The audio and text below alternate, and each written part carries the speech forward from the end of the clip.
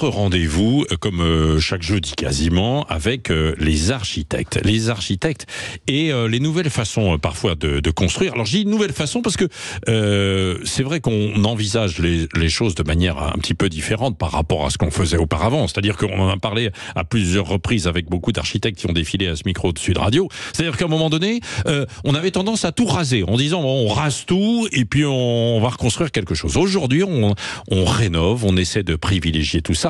Et parmi les défis qui s'imposent, eh ben c'est ce que nous allons voir ce matin aussi avec Mathis Rager. Bonjour. Bonjour.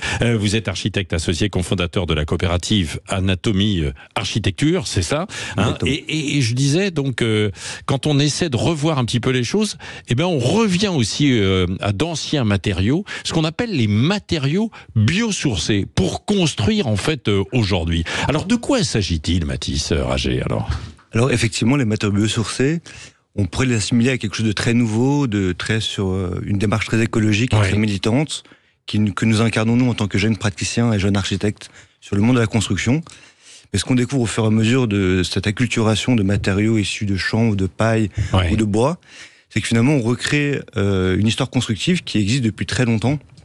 Et depuis toujours, en fait, avant l'avènement du béton de ciment, on construisait avec des matériaux issus en circuit court, issus de la biomasse végétale, comme de la paille, du foin, ou de plein de choses différentes. Donc effectivement, cette histoire constructive, elle se reconnecte avant 1948 avec des matériaux locaux. Bah oui, de la terre, Non mais c'est vrai, c'était de la terre, c'était des mélanges de terre et de paille bien souvent en fait dans les campagnes quoi. On allait chercher, on n'avait pas le béton. On n'avait pas de béton et on faisait du torchis, des quenouilles, des ondes de terre. Alors mais alors attendez, est-ce que et les auditeurs là, ils vont se dire, attendez, est-ce que c'est sérieux ça? Est-ce qu'on va construire par exemple un bâtiment d'une vingtaine d'étages avec du torchis? Non, c'est pas pour ça, si. Il faut savoir ce qu'on demande au torchis. Aujourd'hui, le torchis, depuis toujours, c'était des cloisonnements. On peut complètement envisager avoir une tour de 20 étages avec des cloisons en torchis. C'est en circuit court, ça réduit les émissions de carbone et c'est surtout très agréable pour les utilisateurs. Et cette notion des utilisateurs, pour nous, elle est très importante. On se rend compte qu'aujourd'hui, vis-à-vis des normes et de la réglementation qui évolue, l'utilisateur est souvent le dernier échelle de la chaîne de valeur du bâtiment. Et de recentrer l'usager final comme, entre guillemets, décisionnaire sur cet espace, on se rend compte de toutes les vertus de ces matériaux et de tout le confort que ça peut supposer. Parce que oui, vivre dans une maison en torchis, c'est très confortable et ça apporte plein de bonheur aux habitants. Donc pour ça, c'est très important. Bah oui, c'est vrai. Alors, mais on se dit d'accord, mais alors comment fait-on? Qu'est-ce qui est possible de faire? Alors, notamment sur ce que vous pouvez utiliser aujourd'hui pour construire ou rénover en fait des maisons ou des appartements dans ces matériaux biosourcés. On parle beaucoup du chanvre en fait aujourd'hui. Expliquez-nous alors. Alors, toujours la première clé entre guillemets de réponse, ça serait tout d'abord l'acculturation. Le bâtiment aujourd'hui, c'est des matériaux qui sont très souvent issus du bout du monde, très chargés en bilan carbone assez élevé. C'est-à-dire que c'est quoi? C'est à base de plastique, c'est-à-dire que de souvent pétrole, aujourd'hui, comme l'énergie coûte pas cher, on fait importer des matériaux du bout du monde. Et en fait, ça éloigne l'utilisateur final de la matière première. Oui, bien sûr. Et ce travail que nous, on essaie d'initier, c'est de réacculturer, entre guillemets, les habitants, les usagers à ces matériaux qui composent nos habitats. Et cette acculturation, elle permet après de redevenir acteur et devenir aussi faiseur de son habitat ou de ses espaces.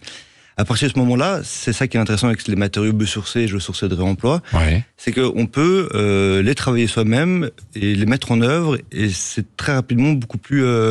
Alors les travailler soi-même, c'est-à-dire les gens qui vont... Les particuliers eux-mêmes? On peut, effectivement, c'est des techniques constructives qui appellent à de l'autoconstruction, qui appellent à une nouvelle façon de pratiquer l'architecture. Et c'est plus forcément de se référer à des produits avec des fiches techniques très réglementaires et très normées, et c'est plutôt d'apprendre en faisant, et que chacun peut refaire des enduits. Et on se rend compte qu'à l'époque, les cultures constructives locales étaient beaucoup plus développées, et que dans les villages, tout le monde savait faire des enduits. Non, mais ça c'est vrai. Ça c'est vrai. Bon, on a perdu un peu quand même l'habitude, quoi. Oui, de faire ça. C'est une philosophie un peu globale, de revenir un peu acteur, maître de son quotidien. C'est aussi une façon de recomprendre les matériaux qui composent nos maisons. Oui, c'est vrai. Mais alors, quels sont les matériaux là? Parce que les auditeurs qui nous écoutent, ils se disent bon d'accord. Alors ok, on peut essayer de reconstruire ou de rénover avec ces matériaux. Quels sont-ils alors, ces matériaux? Et donc les matériaux aujourd'hui qui ont un peu le vent en poupe sur la question des biosourcés, c'est les matériaux qui sont renouvelables annuellement, qui sont issus de cultures rotatives et qui permettent utiliser des produits dans le bâtiment, mais qui sont tous les ans issus de la biomasse et renouvelables. D'accord. Donc on identifie énormément d'un côté la paille. Ouais. On voit beaucoup dans la construction neuve avec de l'ossature bois par exemple. Ouais. La paille, c'est quelque chose qui est un très bon isolant et ça fonctionne très bien dans ces cadres-là. Bon isolant, ça ne brûle pas ça brûle très très mal. La paille est très dense, donc il y a peu d'air et ça brûle mal. Ouais. Et de l'autre côté, il y a plutôt toute la partie réhabilitation, rénovation, qui se fait aussi à base de chanvre. Ouais. Et le chanvre trouve toutes ses vertus dans le sens où, comme c'est un matériau issu de la biomasse végétale, depuis toujours, il a une faculté à capter et à gérer l'humidité. Ouais. Parce que la biomasse, elle prend de l'eau et elle la transforme pour sa croissance. À partir de là, une fois qu'on gère l'humidité dans le bâtiment, on gère la vapeur d'eau. Et quand on gère la vapeur d'eau et qu'on comprend les phénomènes hydriques au sein d'une pièce, on comprend les enjeux de confort de façon complètement différemment, et ça permet d'apporter énormément de confort. Et les entrepreneurs du bâtiment qui sont, parce que il y a les particuliers, mais enfin bon, il y en a peu qui vont rénover. Donc vous travaillez avec des entrepreneurs. Aujourd'hui, ils maîtrisent ça, ces nouveaux matériaux. C'est en cours. On fait beaucoup de formations au quotidien sur chantier pour accompagner les entreprises à passer ce cap-là. C'est vrai qu'on se retrouve souvent avec des commanditaires convaincus et qui veulent aussi passer au biosourcé, des architectes, des prescripteurs qui sont aussi convaincus, mais avec des entreprises qui sont malheureusement pas assez formées, ou les quelques-unes qui sont formées sont surchargées de travail. Surchargées. Et puis il y a une dernière question que se posent forcément les auditeurs, mais et le prix et le coût? Eh ben justement, le coût c'était une grande question aujourd'hui. C'est pas forcément plus cher, c'est surtout pas plus cher parce que la chaîne que ça représente de travailler des biosourcés, c'est que la matière elle est brute, elle est locale, elle est issue du territoire et donc a fortiori elle n'a pas eu trop de transformation. Donc la matière est moins chère. Par contre, ce qui coûte cher aujourd'hui dans l'acte de construire, c'est la main d'œuvre. C'est la main d'œuvre, c'est la personne qui pose. Par exemple, vous voulez isoler en chanvre plutôt qu'isoler en fait avec des matériaux classiques qu'on utilise aujourd'hui.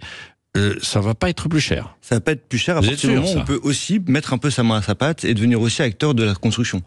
Et mais attendez, vous n'allez pas rénover, isoler votre propre maison ou un immeuble vous-même. Vous n'aurez pas les autorisations. Comment vous faites, quoi? Pour isoler sa propre maison, si, tout à fait. On peut avoir des autorisations. Si c'est un chantier à propre destination, on est décideur sur la façon dont on veut l'isoler.